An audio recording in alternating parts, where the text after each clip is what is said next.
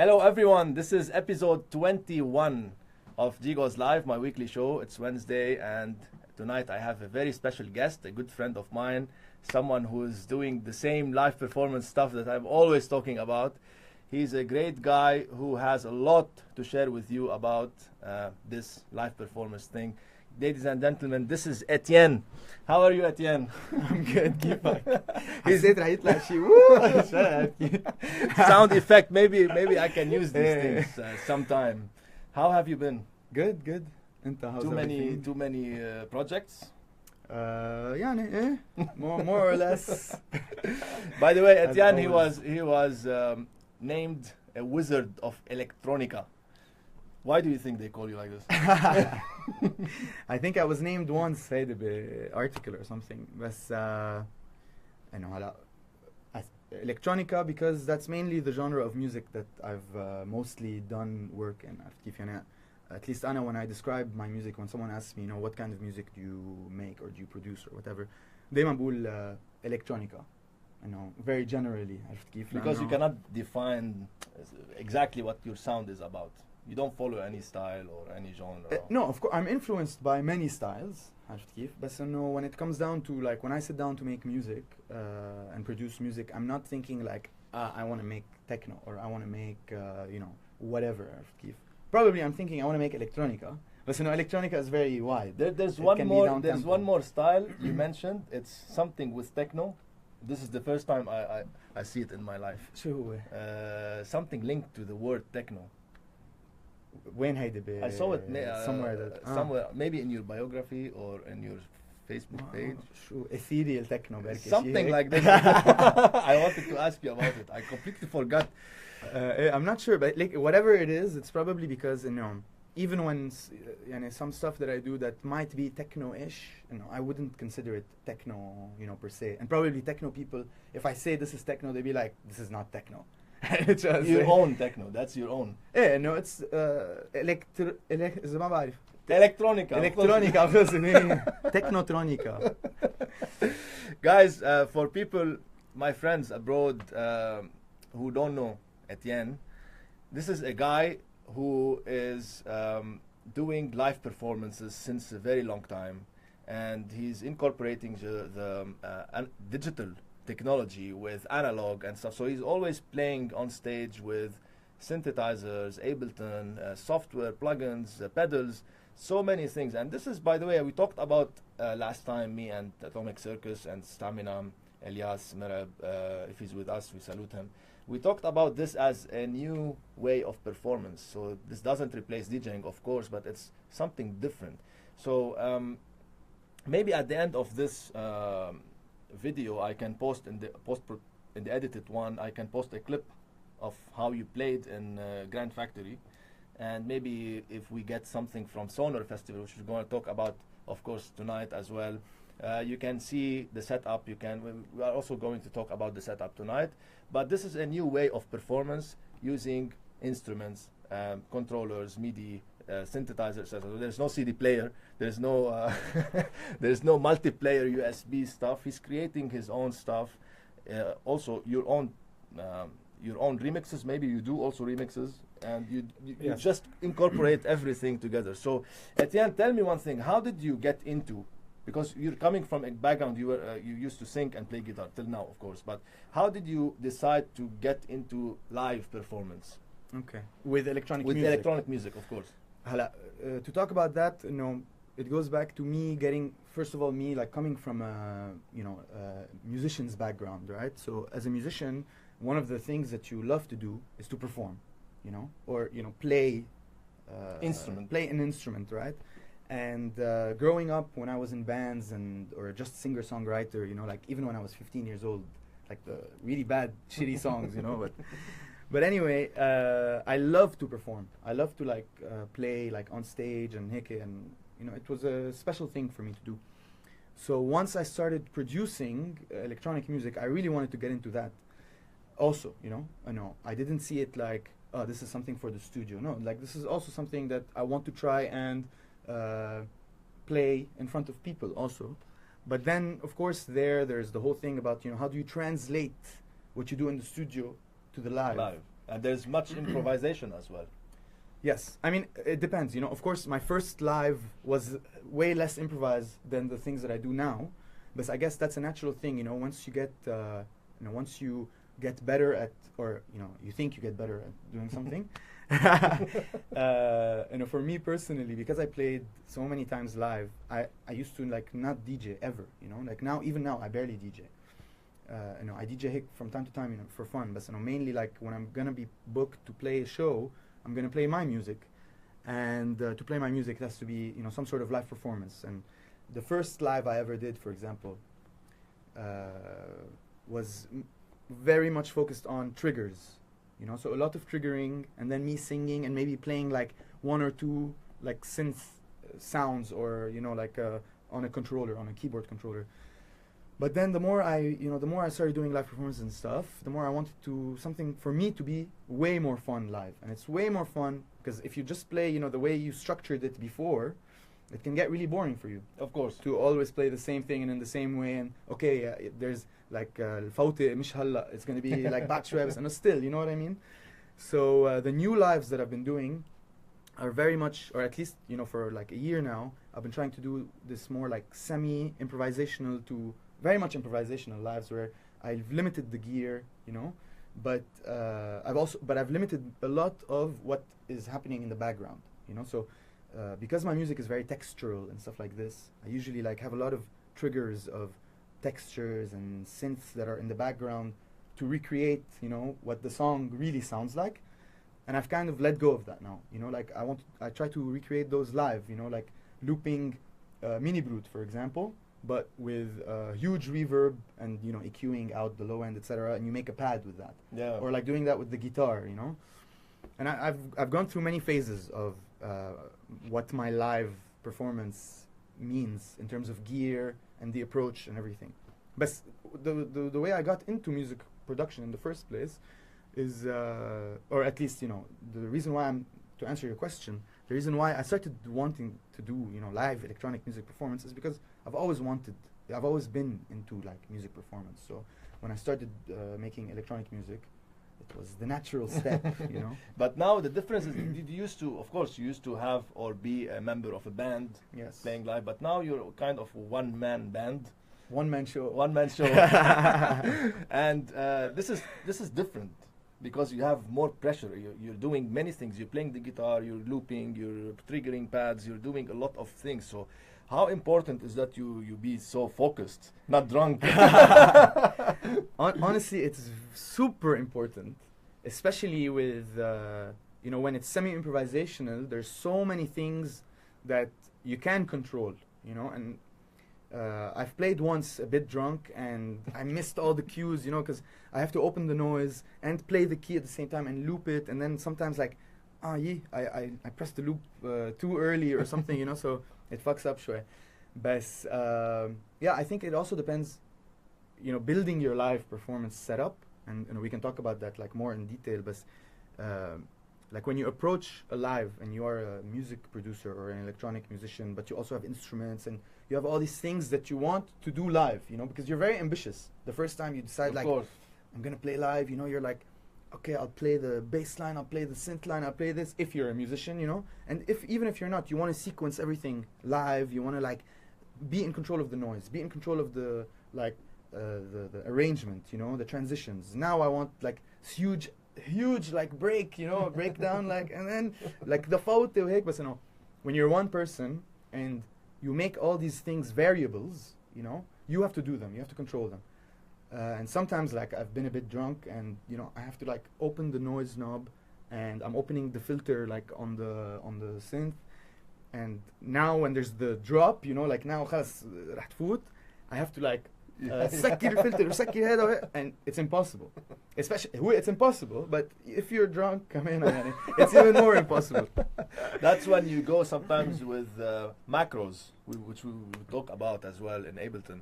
By the way, let's read some of the comments. From time to time we will be doing this, and we are already allocating the last 15 minutes to interact more with you, answer your questions. So if you have any, please post them now. I am able to see your questions, most of them at least. And again, you guys, you can show us some love by sharing this video. Let's see who's with us. We have so many people saying hello. We say hello back from Cynthia, Hello. Alice, Bob, Donald Watts again. He's a new friend of mine from London, I guess. And we have Wizard of Electronica, Asdurian, Alice or Alice. And we have Majd Chidiak. Tell us about the Sónar experience. The set was an oriental masterpiece. We will be talking about this, Majd. And we salute everyone who's giving us hellos and etc. Growing up, I was into metal music and I played the violin. Now I mix both together. And who else? We have Drubi Bilal. Hello, Giants. Keep sharing music knowledge. Suzanne Hasbani. We salute you, Suz. And so many other people commenting, sharing, etc. So if you have questions, you guys, you can post them now. We will be back from time to time to this thread. So Etyen, tell me one thing which I always wanted to ask any live performer. How do you prepare for a set? Because you see, so many people, they have different setups. Some people tend to go more into many synths. Some of them tend to have less gear on stage. Some of them, you know, they prefer doing more drums, etc. Of course, it depends on the style but how do you decide? For example, if you have too many things in the studio, what do you take with you? And how do you just, you know, make a list of the equipment that you want to take with you on stage? Okay. Well, Akid, this is something that will always change. You know, with every live, you gain experience, and maybe sometimes, you know, you've been using this one synth in the live, and then you decide, or you had this particular setup, you know, where this is looping through this and this is going there, blah, blah, blah, blah. And then you decide one day that, you know, actually, this is an extra thing that I'm not really using, you know, and I have to focus on this extra thing when I could just focus more on this and make, you know, that extra thing that this was supposed to do. Now I can do it with something else, you know. But I think for me, like, and I think this is what, you know, how the process everyone goes through. Like, as I was saying before, you know, you're very ambitious the first time, or at least if you're trying, you know, you're not sure what's exactly gonna happen. But you know, I mean, for me at least, you know, I had this, like, I remember I used to, like, before I even tried, I drew like the setup, like, okay, there's gonna be the keyboard, there's gonna be this pedal, I'll run this through this, you know, I'll go through the laptop to do that, blah, blah, blah, blah. But then it's trial and error, you know, and like I said, like, my first setup, for example, the first gig I ever played was at Concrete 1994. And actually, that gig, it's thanks to Jad. He pushed me to play that live when I wasn't planning on doing it then, you know, like I had started, you know, to dabbling around, like, how am I gonna now play live, because I had just released an EP. And Jad was like, no way, blah, blah, blah. You have to play on this date, February. It was something in February. I was like, okay. And I was like stressing, like, okay, I have to now prepare something, you know. So thank you to Jade, because he actually pushed me. Yeah, we salute Jade. He's an amazing man.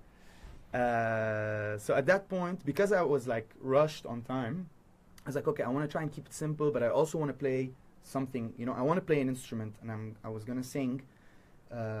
I didn't have a guitar then, because the songs didn't really have that in them, and I had a lot of triggers, you know, like triggering the in the arrangement, you know, like, okay, this is the main part, I can trigger the whole thing on push, you know, like the sequence, triggering this sequence and this sequence. So you and prepare a whole scene, and you have one trigger for all. Exactly, like scene one would be, for example, or before scene one, I would have like the parts alone, you know, like little triggers. So maybe just the hats, or like some sort of, you know, textured clicks, something to get you started, you know, because you don't want to just start. That's electronica again. Yeah, exactly, yeah.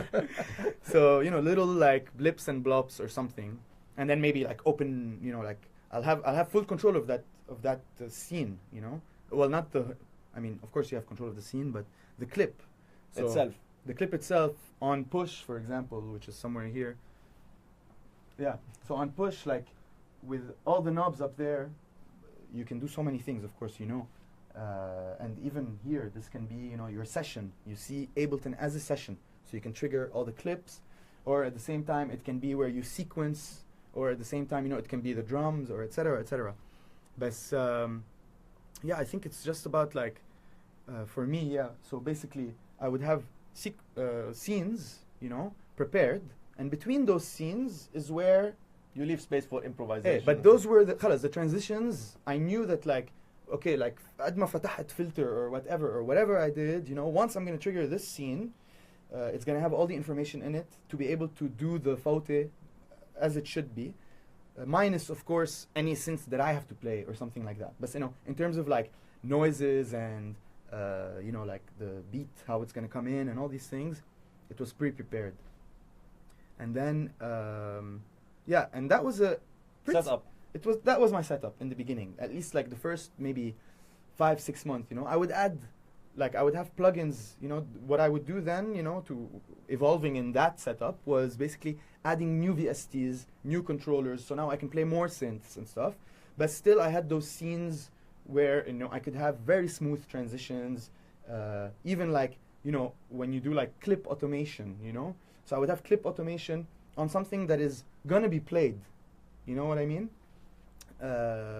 Or something that is, you know, like, let's say now I played this synth, but then I have this synth playing the next part sequenced. So I don't have to like do that, you know? So khalas, I've done my... You give it a follow action sometimes. Exactly. So I've played the part, but then when I'm gonna trigger this next scene, the sequencer is gonna play the next part of it. So I can focus on something else.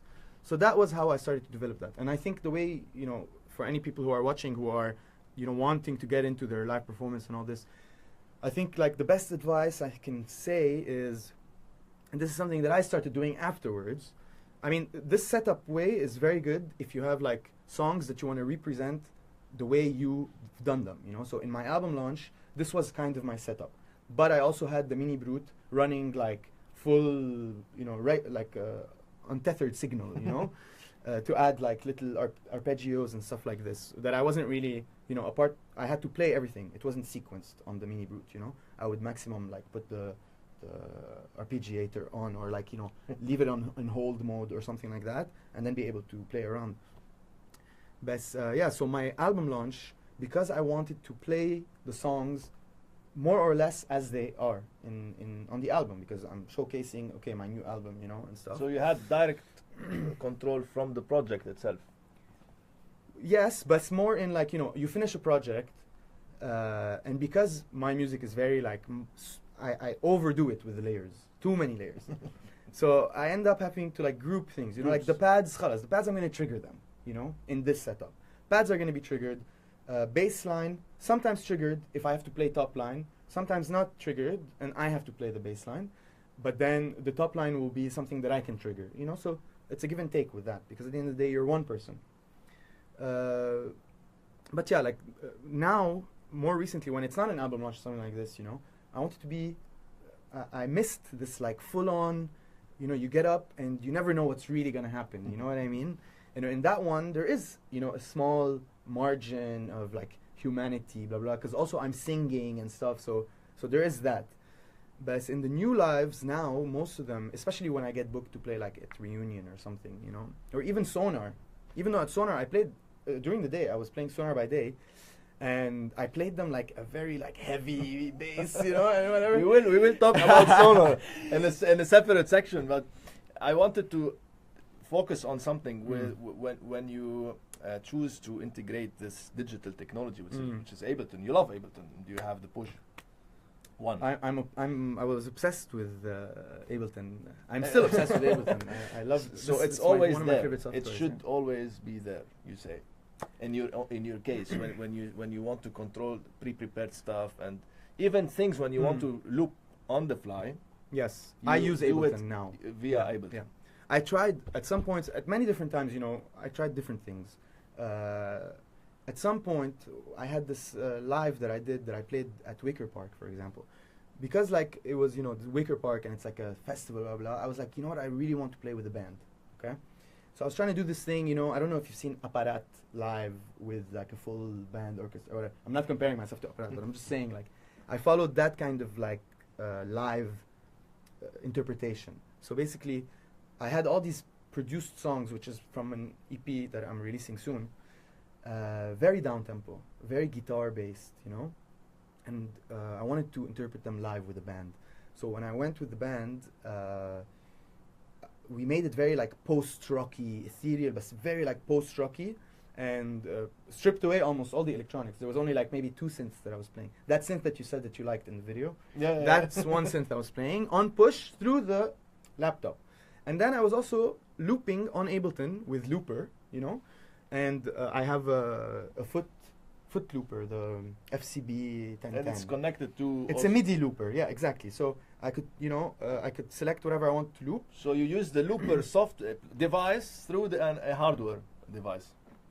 Through... Or you control the, control the looper. Ah, yeah. Through, exactly. Exactly. But it's a MIDI foot controller. So it's like as if you have the controller, the keys, but it's on, on the floor. Exactly, it's a pedal.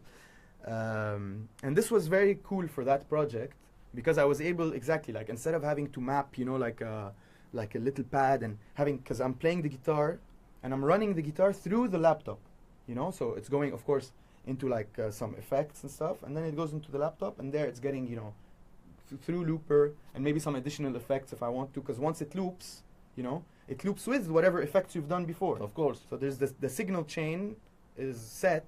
When it goes through the looper, it's going to loop whatever you've done before. So I would also have like digital effects from Ableton running that I can then control once I've looped or whatever. But yeah, but for this project, before I started using Ableton and blah, blah, blah, sorry, by the way, I talk a lot. Good info. We're sharing good info. I hope it's beneficial. Of course. So this particular project, before I decided to use Ableton as a looper, I was like, I want to, you know, I don't want to look at the laptop anymore, you know, for a bit. Hey, Kick, I'm going to play with the band. Let's try and play, like, you know, no click to the drummer, you know, not quantized, but, you know, I'll use like a real looper, you know, like a regular guitar loop. Yeah, pedal looper. Yeah, and I tried that a lot. And then I was like, okay, no, you have to sync because it's not going to work. Because, you know, the loop is never perfect. And if they have to follow my loop, we can't follow the bassist and the drummer, etc. And then I also want to trigger stuff like arpeggios on through like the synth, which is on the laptop and whatever. So all these syncing issues came up. So then I tried to sync that pedal to the laptop, blah, blah. But with the technology that's the software is offering, you can always be in sync. You can always have a perfectly quantized, a perfect bar, for example, not missing anything. Exactly. And that's the advantage of also integrating digital with performances. Definitely. In the past, it was very hard to do it. Definitely. I have people who are, you know, they are still using the real pedal, the looper, and this is something they face now. Of course, with some modern loopers, they have this like. Hey, you have MIDI. You can put MIDI. Or you can just select. I want one bar, and it will be quantized on one bar. But some of them they don't. So that's the human, 100%. Me. So that's one advantage that also you get from using Ableton with the controller and stuff like that. So tell me, you said you played at Sónar. Yes. We have to talk about this. Some people asked about this. How did you get the booking, and how was it? I mean, when you went there, you know, that was your first time. It was my first time. And you were just overlooking many people, and it was different. No, of course it was different. That gig was probably, I mean, of course that was like the biggest and probably the most important gig I ever played. That was last year? Yes. Year. This was this year. This year. It feels like such a long time ago. It was like maybe 3 months ago or 4 months ago. It was this summer. Now. But, well, actually, like the whole thing, who is Sónar, it's like this huge ass festival, which is very... Okay, let me answer your question. What was the first question? So basically, because I went to Red Bull Music Academy, I got selected to go in 2016 to Montreal. So once I did that, you become part of a network, which is the RBMA network, you know, and they try to book you for shows here and there. They have like this stage that they're curating somewhere in some festival. They'll try to get you on it and stuff like this. So this is what happened for Sónar. So basically, RBMA curates one of the stages. So in Sónar by day, it's called Sónar Dome. So there's Sónar Festival, Sónar Dome. This is what the stages are called. They're all in the same space, but it's a very big space. So I played in Sónar Dome, which is curated by Red Bull Music Academy, and they basically are the ones who like made the booking happen for me. So yeah, and when they did it, I was like, when they booked me for that show. For how long did you play? I played 50 minutes. 50. 50, yeah. And guys, for live, 50 minutes is different than 50 minutes of DJing.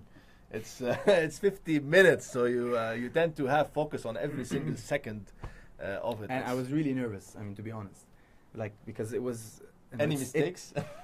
Of course, there's always mistakes. The human Yeah, error. there's always mistakes, and like that's something that I've accepted, that I will always make mistakes when I'm playing live. Most of the time, people don't really notice. It's performance, anyway, yeah. you're a human at the end of the day. Yeah. But how was it like when you played in front of a lot of people? And did you find that the people there they reacted the same way, because you're used to play mainly in this scene here in Lebanon and nearby countries? Yes. But was it the same? What did you play? How did you choose? Okay, the song? so this is the thing. Before I went, I was very much thinking about what we were talking about before. You know, what is my setup gonna be? You know, because this is Sónar.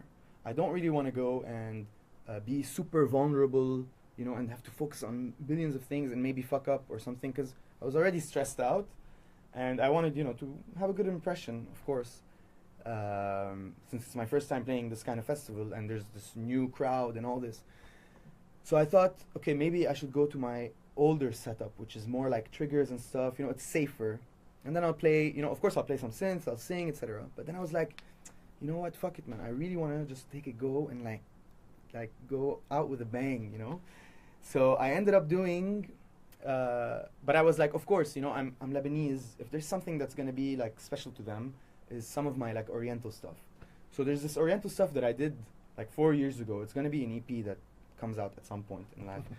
But so like 4 years ago, I got booked to play a show in London. That was one of my first like abroad shows, and they put my description in the bio for the festival as like eclectic Oriental electronic artist, and I was like, I have no Oriental, nothing is Oriental in my music, you know. So I was like, fuck, like these guys are booking me to go like play. They think that I'm gonna go play some Oriental stuff, and you know that's not me. So before I went to that show, I ended up like one day I was just like, you know, trying around some stuff on Ableton and stuff, and I ended up doing like an EP. Like it came out so naturally, you know, and I loved it. I realized, you know, why the hell am I not doing this actually, you know, more of this at least. That was the first time I got that appreciation, you know, for like Oriental versus electronic. So anyway, whatever. So because of that, I've had this like little selection of Oriental inspired songs that I've been playing live, that I've played live now. So when I was going to Sónar, I was like, okay, of course I'm going to play the Oriental stuff. And I've developed a lot on those actually, through my other live where it's been like very improvisational and stuff. I've come up with like lines and I'm like, oh, okay, this is very Oriental. You know what I mean? So like, so I always add these little things. But so for Sónar, I was like, okay, I really want to have fun there, but I also want to go like with synths and, you know, do stuff there like very live. And honestly, like you see that kind of festival, most of the artists who are coming to play, they're playing their safe live, because nobody wants, you know, to have, you know, something new and experimental. And at the end of the day, you know, that kind of festival, there's like in the same day 50, 60 artists who are playing, you know, on like 7 different stages during the day, and then at night again, you know what I mean? So, you know, you have 45 minutes to showcase this thing, but at the same time, people there really want to just have like a really good experience, you know, a listening experience, more than just to come and see like, what are you doing? It's an electronic festival, you know, a lot of people are like really high and stuff, at very early, you know. So I thought about that a lot, but then I decided, no, I'm gonna go for the more like hands-on. I want to be able to like play guitar, sing, do you this. Did all these that. things. I did all these things. You took. You I don't played think the guitar. I don't think I sang very well. I was very nervous, so I was like a bit shaky and stuff. But and do you write the lyrics? Do you write what you sing lyrics wise? Yes, or you get someone to write something to you, or no, I write. You do them. everything. I write them. Yeah. I know. You're a one Because- man band. But it's because I come from that background, you know. I used to write songs when I was younger. Of course, now, like, if you listen to my songs, the ones that have lyrics have very minimal lyrics. You know, they have like a line that repeats or a few lines or something. But the Arabic ones, there's no lyrics. There's like موال, you know. Actually, there is lyrics. هو اللي طلعوا معايا كمان بالغلط مرة live. Like I was in Kuwait or something, or Dubai, I think, and I was playing. And I remember I was doing like a muweli kind of thing, and I was like, no, they're looking at me weird, you know, like, you know, I look like an idiot, you know. I should say something. There should be lyrics or something. And the only thing that I could come up with was "Alaykum as-salam," which is like the most cheesiest thing you can say in Arabic, but it worked for them. With they loved effects it and stuff. Yeah, akid. Like, and I'm screaming it, you know. So it's not like, no, مش عم بحكي, like it's singing it, you know, like. So that stuck. So unfortunately, that stuck with me. And did you plan on like adding this to your releases, or it was just for that show? Now live, I always do that muwel, actually. You know, I wouldn't call it a muwel. I'm not that good of a muwelist or whatever, or even a singer for that matter. بس Muwelist. بس yeah, I've thought about, because those songs, the Oriental ones, were done such a long time ago.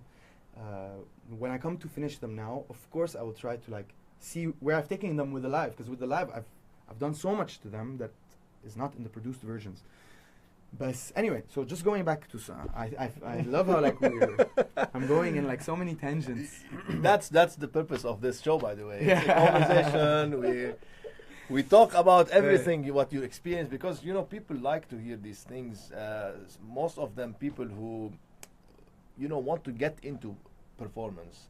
You know, I have some customers, they are purely into, for example, playing guitar or playing the keyboard or singing, and they have no idea what they are missing now to integrate this, like what you do, what Atomic Circus, what other people doing live performance. They can actually do more than just playing one instrument.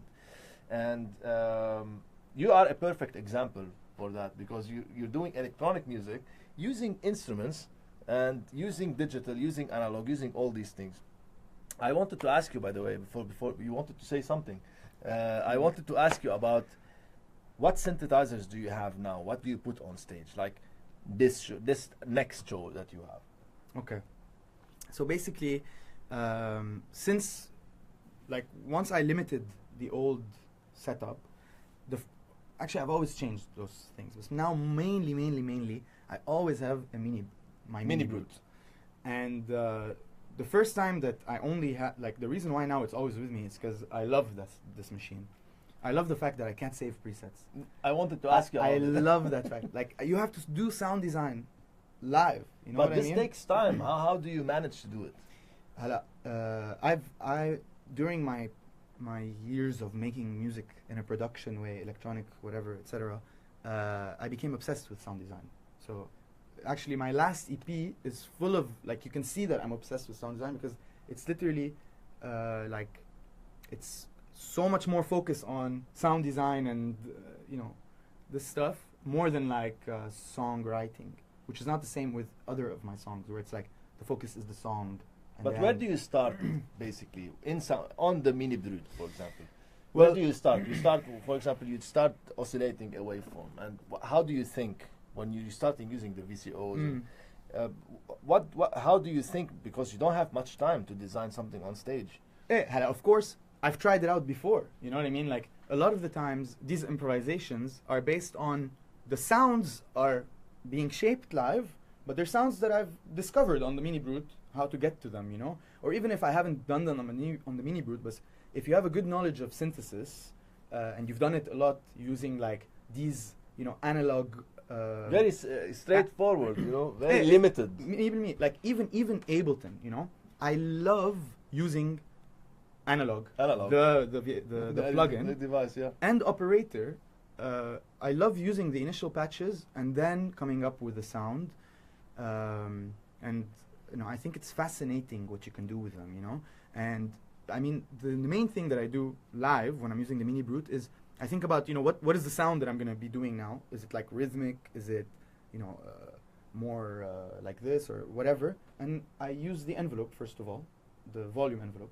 So if I already have so many things happening and I want to add the layer, maybe just like percussive layer, you know, turn off all the oscillators except the noise, put up the noise, very short decay, you know, on the volume envelope. With a sustain, and with arpeggiator or something, and you get and then if you put the LFO on the filter, on the filter, or on the pitch. Yeah, or on the pitch, exactly. You can get like a really nice modulation with that, like and then that's the beauty of it. You discover yourself doing something new on stage. But how if you want to save it? And that's of course when able. Do you record your live sets while you're performing? What I used to do the first time I tried. So okay, one time I got booked to play at Reunion, part of Per-vurt Berlin Express. This initiative that they were doing, and I remember like I wasn't in the mood to like prepare on my laptop and blah blah blah and like this and that. I was like, fuck it, you know what? I just want to go with my mini brute, okay, and like have the Volca beats. I didn't have the drum brute at the time. Now I have a drum brute. So Volca beats, mini brute. I wanted to keep it as simple as possible. If I could have gotten rid of Ableton, I would have, but I needed it to loop and stuff like this. But otherwise, nothing was happening from the laptop. Like only little clicks and stuff like this, like whatever, like textures. And do some transitions maybe to change the sound on your synth. And a noise machine. Because if I'm using the mini brute all the time, I can't really use the noise also of the mini brute lahalo to be able to do like really nice transitions and stuff like this. So, but it was a very limited. Like that show, I was like, I just want to do like, you know, very minimalistic setup. And hey kick, I'm gonna play at like 1 up straight 4 to the floor, you know. Of course, like مش ضروري بس 1 2 3 4 بس boop boop boop boop or whatever, you know. So I used just the Volca, and the Volca has an amazing kick. Too bad that it's Volca beat. Yeah, the Volca beats. Yeah, now there's a Volca kick. Yeah, just a kick. Yeah, the Volca beats. The kick is beautiful, but not like. It's the loudest volume, and it's only mini jack output. So I had to run that through Ableton, and then you know get compressor and stuff to get you know everything a bit more leveled, and then sends to be able EQ'd out so that I can like add reverb to the pattern or whatever I want, delay, etc., etc. What was the question? I completely forgot the question. First of all, I ask you, what gear are you planning with your next show? For my next show. We started with the mini brute, and then I was asking you, how do you think of synthesis when you're live and you don't have much time? Okay. So, ما بعرف كيف صنع هون. But anyway, so yeah, the point that I was making with this, just to clôturer, no, it was a very minimal setup like this. And that's when I realized that I love only being like having to just do everything with the mini brute.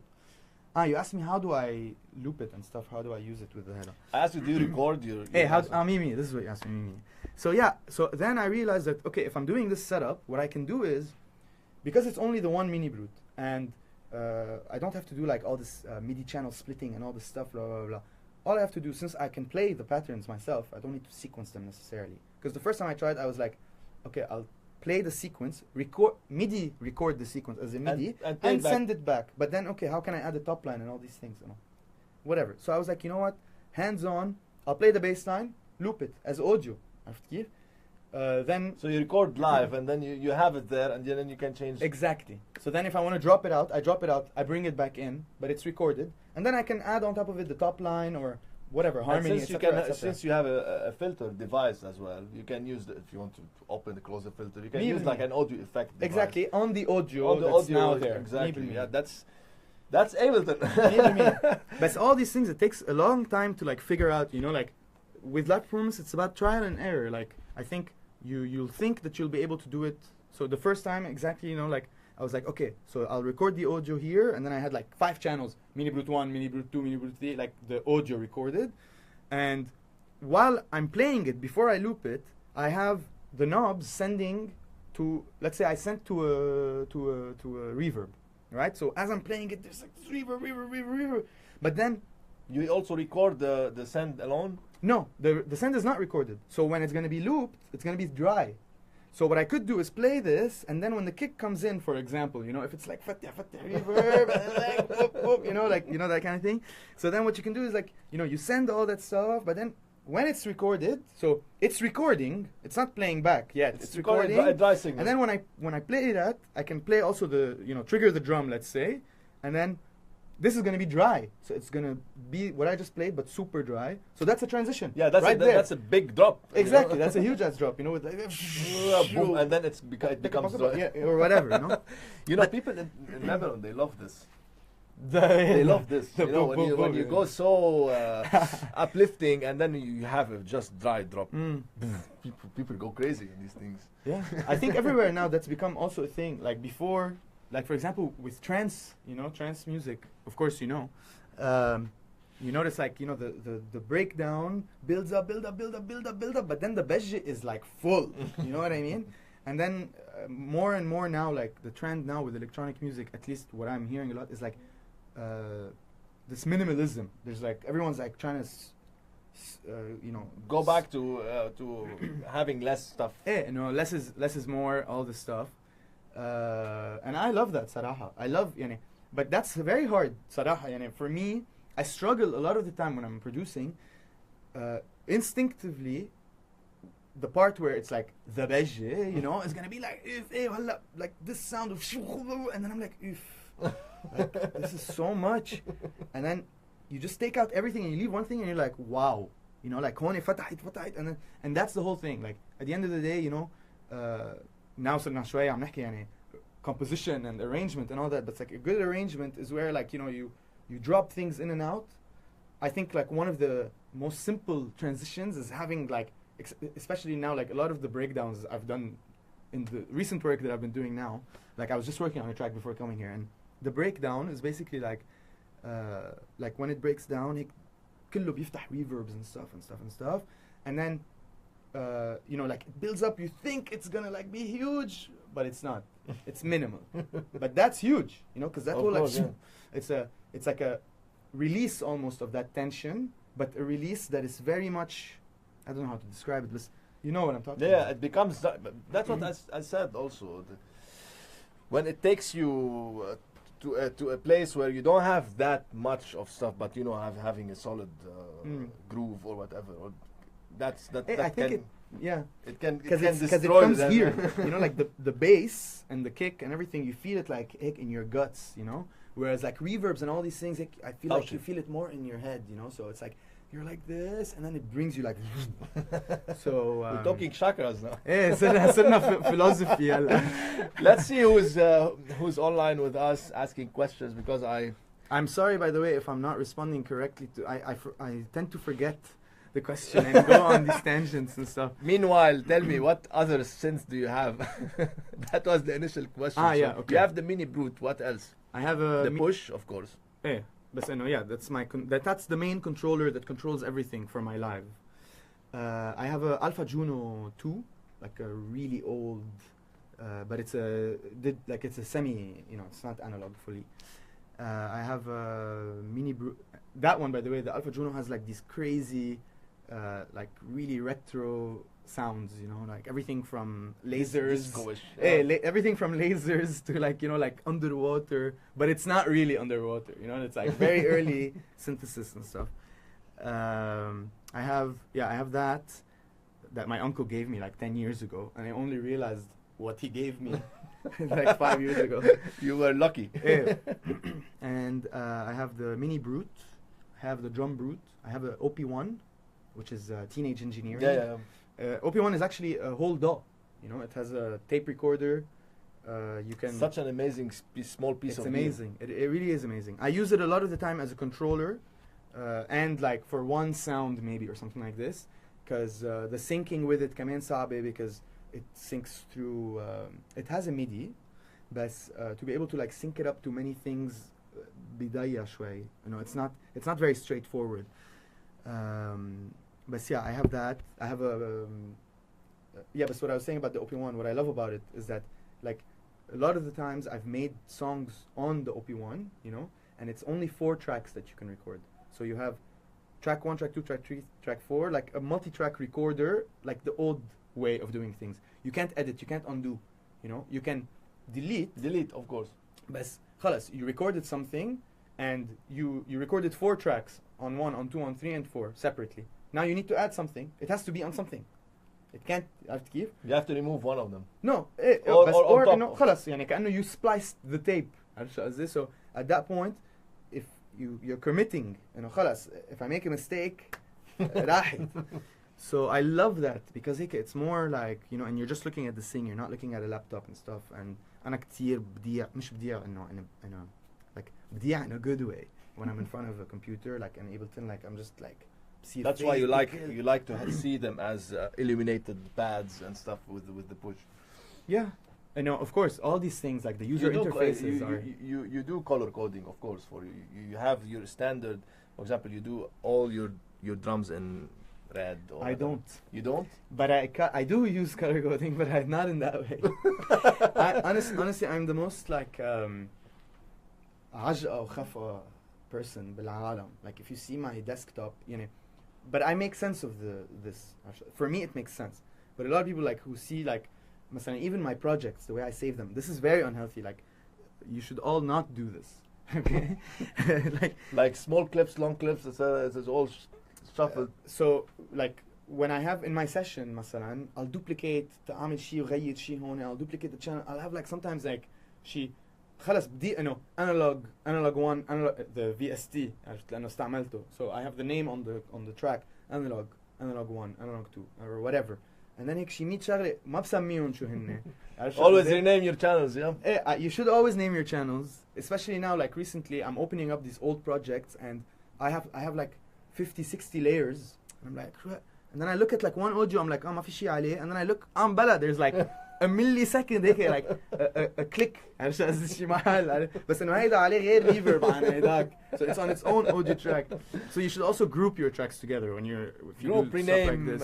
That's how you become more organized. So let's see who's asking. I saw a question or a comment from Donald Watts. The music loving people of Lebanon appear to have an open mind to new music. In the UK, your audience wants to hear popular music from the charts. Do you have clubs that only play popular music, or are you talking now about festival events where people attend purely for your electronica techno style music? Do we have clubs that play only pop? Yes, of course, Donald, we do.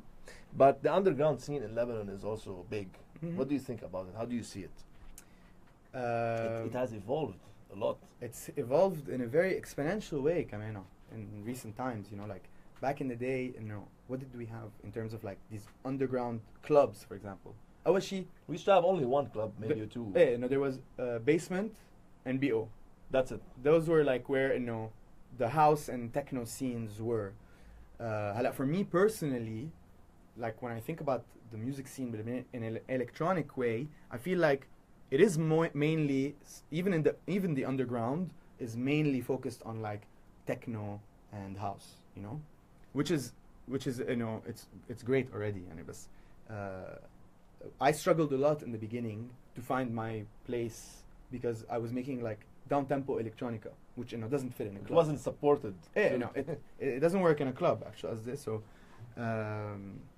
but anyway, yeah, so I think we have it's becoming very developed, the clubbing scene in Lebanon. We have a lot of venues where you can go and listen like to the top, you know, 40. Of course, yeah, that of course. And we have all the commercial clubs, especially like when you go like, you know, in like the north. You were saying top what? I was gonna say, no, for example, top like DJs or now every weekend, you know, you have at Garten, you know, like world-renowned DJs and producers. And it's on a weekly basis. Yeah, you have it's many. crazy. Also, it's crazy. On a Friday, on Saturday. That's Donald asking.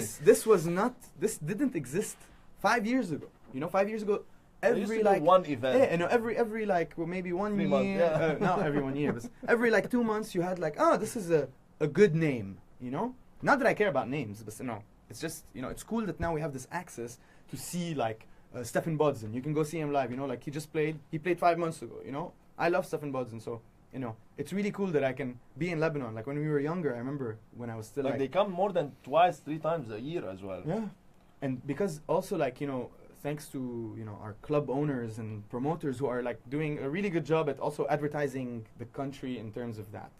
But yeah, like yeah, I agree. You know, underground music is we have it here in terms of, you know, clubbing where you can go and have access to all this stuff, and you know, all these people now that are doing all this, people now have started. I don't know if you've noticed, but there's all these new initiatives like this live electronic. You know, like without naming, but there's so many now, which is really cool also because this is something that I used to complain about. You know, like okay, like it's great, we have all these DJs, blah blah blah, but what about like live music production? You know, like I want to be able to play. You know, because that's the basic, that's the essence of music. We go back always to essence. You go back to the, you know, it's an instrument what you're playing, and even if you're doing digital stuff, you're using MIDI controllers, but it's part of you being in control of you creating live. It's the concept of creation anyway. David Nabhan, I told you about a few minutes ago. Hi, David. He's saying, how long did it take you to figure out how to handle many instruments at a time? Including vocal. In the I think it's still taking me time because I'm not. I don't think I do that great of a job at it, honestly. Like I enjoy a lot live performance electronically, but every time that I play where I have a guitar and I have to play the synth, or even if I just have to play the synth but also play another synth and this and open the noise and do this and sing and stuff, like I always come out and I'm like, it could have been better. You know what I mean? There was that transition that didn't work. This didn't do whatever. Blah blah blah blah. But the question, just so I answer the question, I'll add what is the wording? How do I handle many instruments at a time in a live? He said, I don't. How long did it take you to figure out okay how to handle many instruments? And by the way, you play the keyboard, you play the guitar as well, and you sing. I'm mainly a guitarist originally. Actually, the only instrument that I learned in the conservatoire is the piano when I was very young. But I wouldn't consider myself a pianist at all. Like I unfortunately, I didn't stay. I didn't have discipline enough to stay working that discipline. I can play the piano, you know, chords and stuff. Chords, and I can play, you know, like some stuff. But I'm not a pianist by any means. You know, I can make mistakes very easily. But you know, if I know what key I'm supposed to play, I know what I'm doing. But like to improvise as a piano, like, I'm not like this virtuoso pianist at all. With the new native instruments, I can do that. You can do that. We're shooting many videos about the new Complete Control S49 61. It's an amazing technology. You just choose which key scale you're in.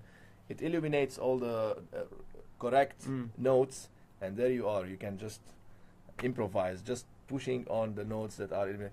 Some people hate this, you know, the musician, but that's technology. We're moving forward, and I like this with push. With push, you can do this. You lock yourself in the key, and it only shows you the scale. So what I like, but the reason I like it on push is because it's not keys. It has a new way. It's pads. Yes, exactly. It's a whole new. Even if like the few times that I've written through push, like I started producing on push, I've come up with really cool stuff. بالغلط, you know, like most of the time. But you know what I mean, like. Because like, okay, here you're used to, if you want to play a chord, you're gonna do like, you know, threes, you know, the distance of threes. So you have like this, you're used to having this sick position, like this finger, this finger, this finger, they're gonna do something. Okay. With the push, it's a triangle. Hey, with push, it's gonna be like, you have two hands, so you can go like, hey, you can, so it's different. I like that because and if you take, it's a new creative process. Same shape. Same position. You can exactly. Because the intervals are the same, you know. So أكيد هيدي والdiagonal اللي إلها هون is gonna be like, it's gonna sound cool if you do ding ding and then ding ding here, even if you don't know what you're hitting, and as long as it's in the scale, of course. That's the technology, you guys. So we also have some questions. Tala Hafar saying, do you mess with modular synthesizers on the Euro rack level? No, you don't like it. No, مش I don't like it. You don't mess with it. No, I've never had a modular synth. Yeah, like I've played around with a few. You like the concept of patching stuff, and building a rack? Because I think it's so time consuming to just, you know, figure. I love it definitely because I'm obsessed. Like if you like sound design and synthesis in general, you know, this is like the next, you know, it's next level that, and discovering things as like half the time, even in like sound design, if you're just synthesizing like, you know, on a regular synthesizer or whatever, like not necessarily patching. Yeah, exactly. You can apply certain routing configurations if it's a VST or whatever, and you can come up with some crazy shit, you know? So, and I love that. So of course I would love to like own a modular and spend, but also that's like very time consuming, but that's not my issue per se. But also it costs a lot of money, and I'm having to go get all these different things and stuff like that. So yeah, one day I would love to, but also because I'm very, you know, I'm very geeky in music like that, you know, like I love fucking around and discovering stuff and blah, blah, blah. Like this is something that is like you know, some people like to sit and watch TV or whatever, blah, blah. Whenever I'm bored, or at least, you know, you get into it, discovering new sounds, yeah, and creating them, whether digitally or analogically or whatever. So yeah, I would love to. By the if way, you have one, please invite me over. By the way, Tala, she's a singer, also songwriter, and her sister Bana Hafar, she works also. She's a musician with a lot of modular synth, and she did officially the Mother 32 ads with Moog. Oh no way! Yeah. Okay, amazing. And she came here a few weeks ago. They did the workshop, and Ziad, all the guys, not Ziad Sarro, the other guys, Garzel, I think. Ah yeah. They were there. Oh, Tara, what was the name of the guy? I forgot. I think it is. Vanessa Bitar is asking, did you switch from producing down-tempo music to electronic music just to play in clubs? That's a good question, by the way. It is. Because you play your production. So do you have to adapt to what clubs want? Actually, I did very much. And in retrospect, I'm not very happy about this decision. But at some point, okay. Here it is. It's a very, very tough question. It's a 3-part answer, okay? So, okay, so the down-tempo music is electronic, you know, in the way that I created it in the first place. You know, a lot of it, okay, there's piano maybe in like my first EP, there's guitar in the next one that's coming out, and a lot of the times there are real instruments that I'm recording, or my voice, or just me hitting on stuff, or whatever. But even if it's down-tempo, ambient, etc., I still consider it electronica. Okay, so that's the first thing. But yeah, of course, I had to, in Lebanon, partly because the music scene is based around clubbing. So sure, we have like, you know, music venues where you can go play, etc., etc. But you know, the main focus of electronic music lies in the club. And the first few times that I got booked to play in Lebanon shows, and most of the time they're clubs. At Grand Factory, for example, you know, I noticed that like people, I would get like maybe, you know, 4 or 5 people after the show that come and like they talk to me and they really like, you know, the everything, like the sounds and the textures and blah blah blah, and it would make me so happy because, you know, it wasn't, you know, like 4 to the floor party mode, and they appreciated that, you know, and that used to make me really, really happy. I think David once came talk to me after a show. I played super early, you know what I mean, like at like 8 p.m., you know, and there was nothing. There was like maybe 25 people, you know, and like 2 hours later, or, you know, this was one of my first shows. 2 hours later, like there was like 3,000 people or something, you know, and I was like, you know, yeah, of course I'm not gonna get booked at the later slot because like I'm this down tempo, blah blah blah. So then with time, you know, every time I got booked and I would play like from 11 to whatever, I kind of like made it a point to make it like woof at the end or somewhere, so that, you know, the club or whoever booked me is like, if we shouldn't have put him at 10, you know, we should have put him at like midnight or something. But yeah, definitely, to answer your question, I have done that. When I get booked now at like 1 a.m. to play at Reunion, I do make that compromise. I can't play my down-tempo stuff. No one's going to appreciate that. Even though it is alive, I'm supposed to be like this eccentric artist or whatever who's like, no, this is my music, whether you like it or not. But it is, I think I should find the balance between that. Because a lot of the time, you know, I don't get to perform a lot of things that I want to perform because I have to, like, you know, adapt to that. But that's why also I started doing this live, which is very much improvisational, that the songs that I play live don't exist. Like, they're not produced anywhere. And I don't even think I don't even think I have a plan to produce them. Because those are like ideas that I got as I was jamming on the Mini Brute, or, you know, mainly the Mini Brute, because that's what it became. Like, I fell in love with being able to just use Mini Brute. Of course, I have the OP1 and another keyboard controller that can control other VSTs, you know, other synths. But I love being able to just like loop so many things on the Mini Brute, etc. So yeah, I did have to adapt. Do you, by the way, do you add some MP3 files or tracks? No, never. In your sets, like chops, you take samples from them or loops or whatever. It's just 100% your own stuff. Mm-hmm. Nice. Of course, I use a lot of the times, you know, little like background drum loops that I've produced, you know? But I've never used other people's samples. That was a question also Donald is asking. Do you include other artists' music in your mixes? I'm thinking of the clever way Majam includes music from various countries and areas. Eras or areas, I don't know. But yeah, that's live performance. Majam doesn't do live performance, as I know.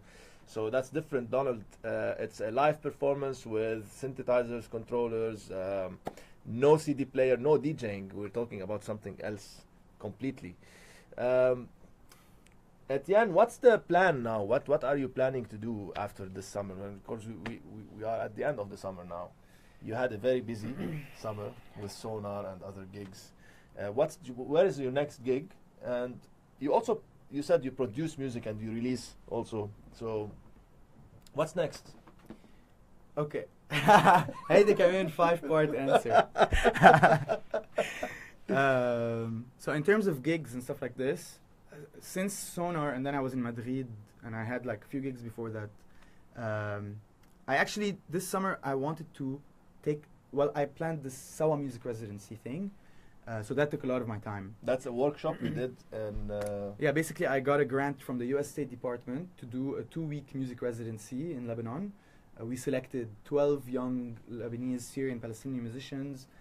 We put them together for 2 weeks, and we did workshops for them. And we basically collaborated on making new music, and then we performed that music. And so yeah, so that took a lot of my time. It was amazing, and it took a lot of my time. And then I had Sónar, and I had all these gigs and stuff, and blah blah blah.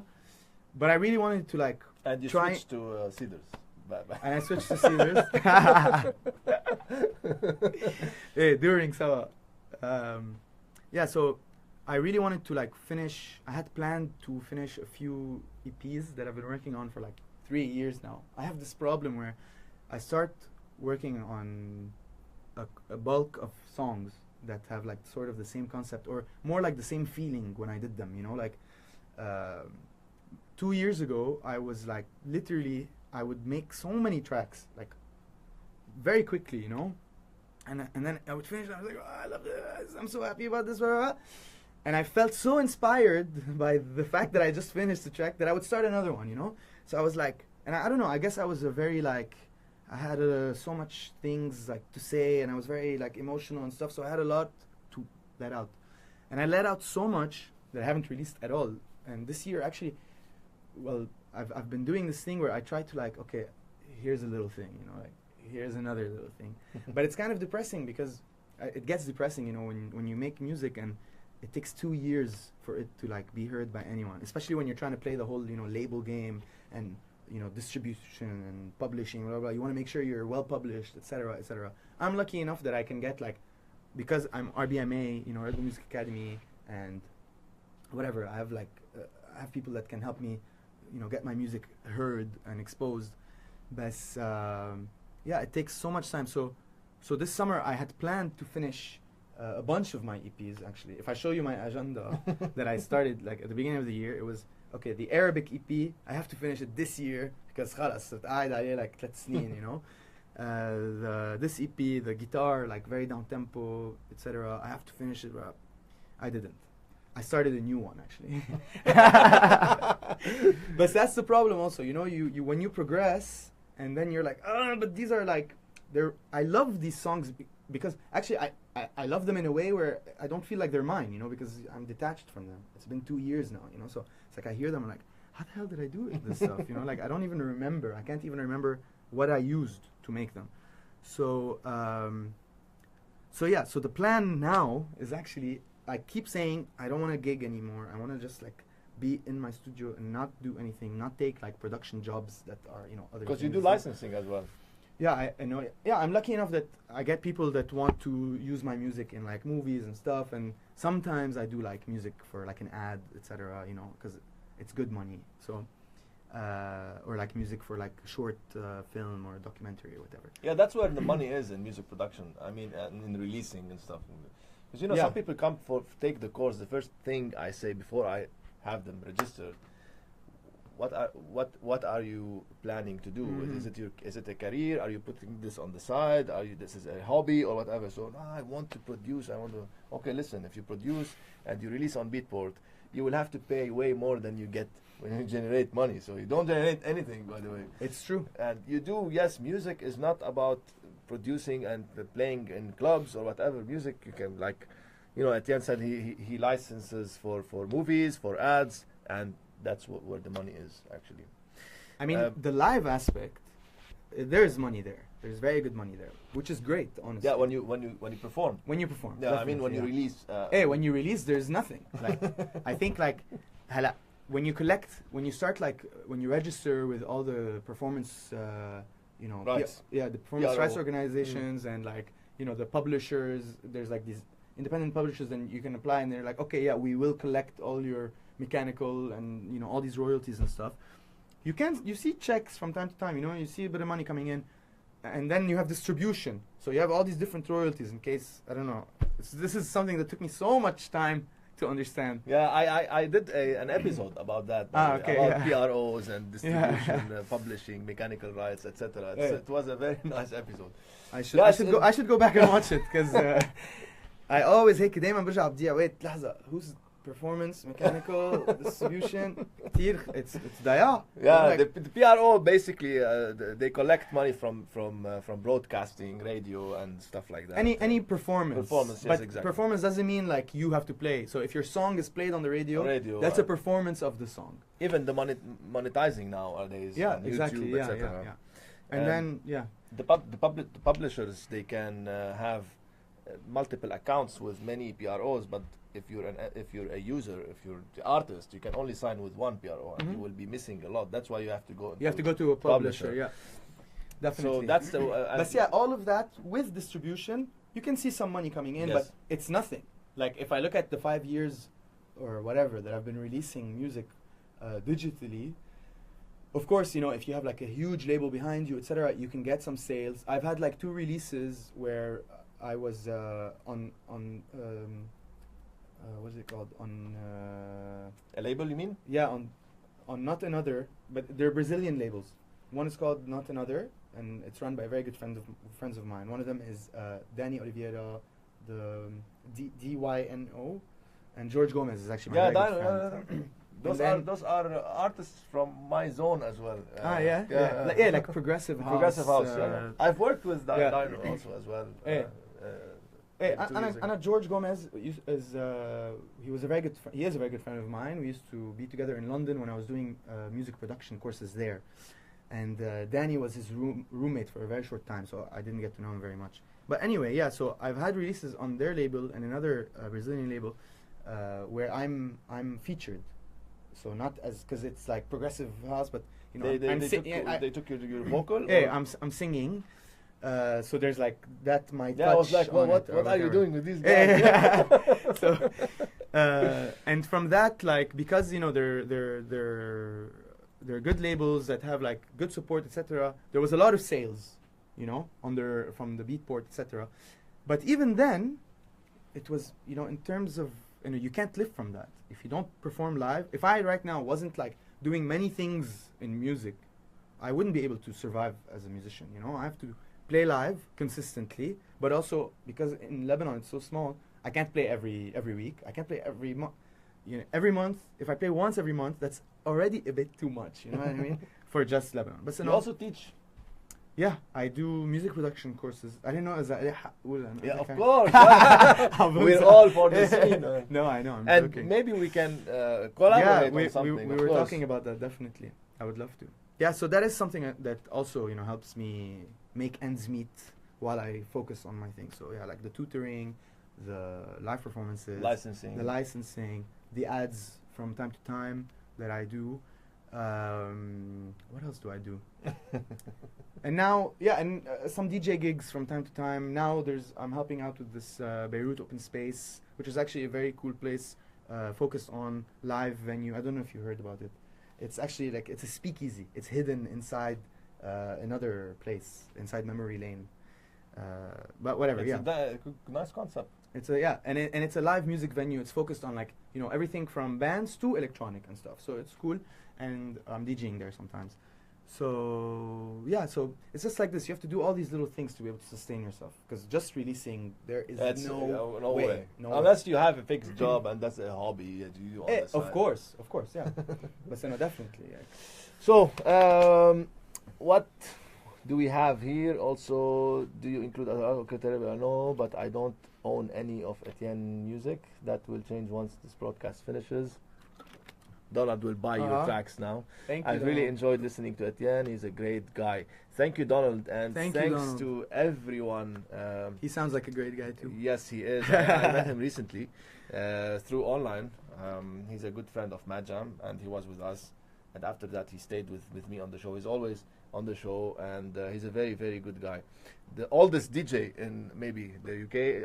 I don't know what Mad Jam said last time, but I figured out something like this. Etyen, it was a pleasure to have you. The pleasure was all mine. Thank you so much to be in Per-vurt. What do you think of the new renovated studio? What do you beautiful. think of Per-vurt in general? It's beautiful. I think, you know, it's great with everything you're doing, everything you told me that you're going to be doing. It's amazing. That's a secret. Hey, some of it. But no, yeah, I think it's amazing that we have a place like this. This is the second time that I come here, actually. So the first time I was like, oof, you know, like, I knew you had like a really cool studio, you know, I've heard and stuff, but, you know, I didn't know that, you know, what it's like, and everything you're doing with the music courses, and just, you know, the fact that we have a place like this also, you know, it's pretty special. It's not something to take for granted, you know, that. So thank you. Thank you so much, Etyen. And I'm sorry if I rambled too much about we talked, everything we said was really, really something. And I learned a lot from you as well in this episode. About many things, and we will continue this off air. And until then, you guys, next week I will be solo. I will be talking about. Next week I will start a new episode. It's about some Max for Live devices. Cool. That I was very fortunate to have some NFR licenses they gave me, and I will be talking about some devices in Max for Live that help non-musicians to create this complex pattern of progressions and you know, I haven't learned music. I'm not a musician, but with time, you know, I was researching a lot and trying to figure out things, and I came up with some formulas, etc. And then I went into technology to figure out what's there and how can the technology how can it help someone to figure out what notes to play, what chords to play, etc. And this Max for Life bundle is really something very, very important, very interesting. And I will be featuring those plugins. And we will start also some series on Push and some series on this beautiful Complete Control S49 MK2. And you guys, next week, as I said, I will be solo. Until then, stay safe and good. Sending you all the love from Per-vurt. Salute.